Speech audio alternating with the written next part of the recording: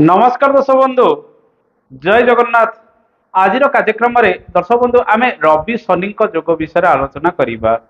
यह एक गुरुत्वपूर्ण विषय अटे। अधिकांश जन्मजातक रवि शनि जोग रही है। ये जोग अनेक समस्या गुड़िक आपण जीवन में सृष्टि करें। रवि पुत्र शनि अटंती एवं एमाने परस्पर शत्रु ग्रह अटंती। एमाने आपणक जीवन में क्यों क्यों क्षेत्र में समस्या गुड़िक वृद्धि करते से विषय आसतु आज अध्याय आलोचना करवा।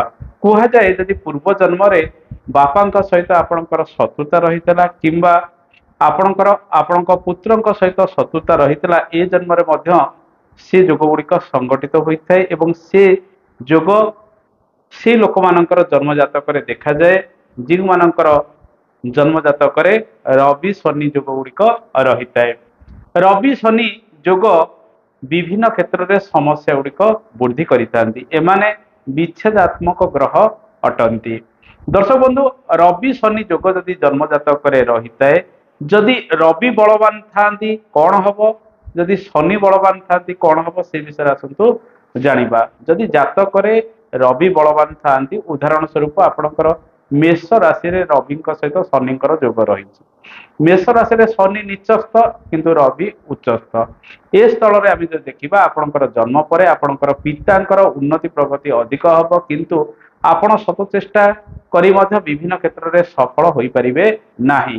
आपण व्यवसाय वाणिज्य ठार आरंभ कर चाकरी क्षेत्र में समस्या गुड़िक भोग करेंगे।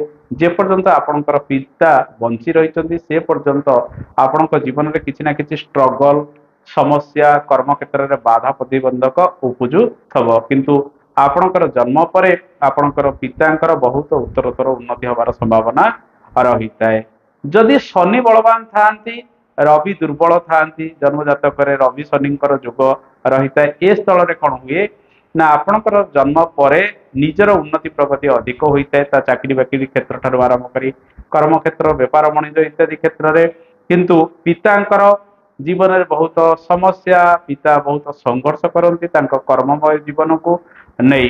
रवि शनि जोग रही पिता पुत्र मध्य अनेक समय मतभेद देखा जाए मनमालिन्य देखा जाए परस्पर मध्य बुझामणार अभाव रही है। रवि शनि जोग जदि आपणकर जन्म जातक रही विशेषकर अस्थिगत पीड़ा गैस संबंधित रोग वृद्धि अनेक समय बढ़ी है। जदि रवि शनि जोग आपणकर जन्म जातक सप्तम स्थान रही विवाह को बहुत विलंबित कराए। जदि एमाने परस्पर एक समान डिग्री रे अवस्थान करें विवाह न होबार संभावना बढ़ाई थाए। जदि लग्न रे रवि सप्तम रे शनि एमाने एक निर्दिष्ट डिग्री बा समान डिग्री रे अवस्थान करें विवाह होबार संभावना बहुत कमी रही है। जदि कौन कारण विवाह हो जाए परवर्ती समय यह विच्छेदात्मक रूप नहीं थाए परस्पर अलग हो जाई थांती।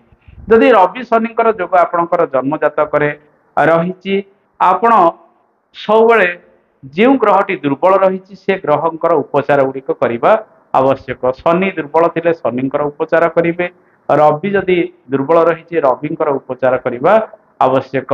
एमती भी देखा जाए जदि रवि शनि आपणकर लग्न को किंबा सप्तम भाव को पाप कर्तरी जोगरे रखि था विवाह आदि संभावना कमी रही है। लग्नर दुई पार्श्व जदि रवि शनि रही अर्थात लग्नर द्वितीय धरतु रवि बसी द्वादश शनि बसी जहाँफल लग्न पाप कर्तरी जोग रहा किंबा आपणकर सप्तम स्थान जदि रवि शनि द्वारा पाप कर्तरी जोगरे संगठित होता है धरतु अष्टम स्थान में शनि बसी आपणकर षष्ठ स्थान में रवि बसी तेणु सप्तम स्थान पाप कर्तरी जोगरे रहा जेहेतु ये दुईटी पाप ग्रह अटंती ये जोग फल विवाह हबार संभावना कमी रही है। विवाह बेले बेले हो न था कि बहुत विलंब बयस अधिक बयस विवाह हबार संभावना रही है। परवर्ती समय दाम्पत्य जीवन में समस्या गुड़िक बढ़ी है। तेणु दर्शक बंधु रवि शनि जोग जन्म जातक एपरी समस्या गुड़िक गढ़ी था। जदि आपणकर जन्म जातक ये जोग रही समस्या गुड़िक भोग कर आपण जो ग्रहटी दुर्बल रही तार प्रतिकार गुड़िक नित्यांत करने आवश्यक। रवि दुर्बल थे सूर्य उपासना करेंगे आदित्य हृदय स्तोत्रम पाठ करेंगे, प्रातः स्नान कर सूर्यदेव को जल अर्घ्य देवे। एमती रवि ग्रहंकर उपासना गुड़िक करने आवश्यक। शनि जदि दुर्बल रही शनि माँ काली उपासना करेंगे। शनिवार दिन कुकुर महिषी काऊ इत्यादि को खाइबा देवे। हनुमान चालीसा इत्यादि पाठ करेंगे, सुंदराकांड पाठ करेंगे। हनुमान दर्शन प्रति शनिवार दिन कले अशुभत्व दूरीकरण होता है। ये उपाय गुड़िक नियमित भाव में कले आपण जीवन में अनेक सफलता गुड़िक आसी था। दर्शक बंधु, आज कार्यक्रम रवि शनि जोग विषय आलोचना कले। जदि किसी प्रश्न रही किसी मतामत रही निश्चित प्रकार कमेंट बॉक्स में लिखिए। रहुची, जय जगन्नाथ, धन्यवाद।